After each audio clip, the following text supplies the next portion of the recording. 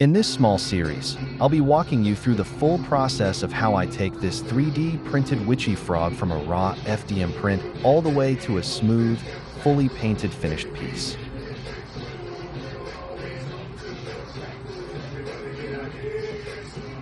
Right away, I ran into a small problem.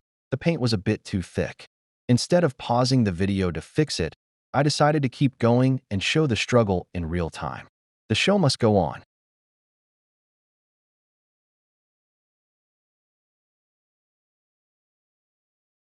You'll see me trying to work through it as the airbrush starts to sputter and the paint doesn't flow as smoothly as it should. It's one of those moments every artist runs into. Sometimes the mix isn't perfect, and you just have to adjust on the fly.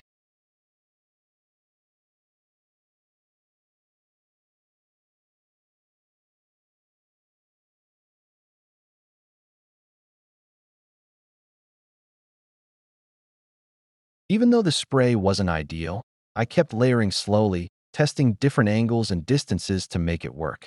I wanted to keep it real and show that not every project goes perfectly. What matters is pushing through and learning from the little mistakes along the way.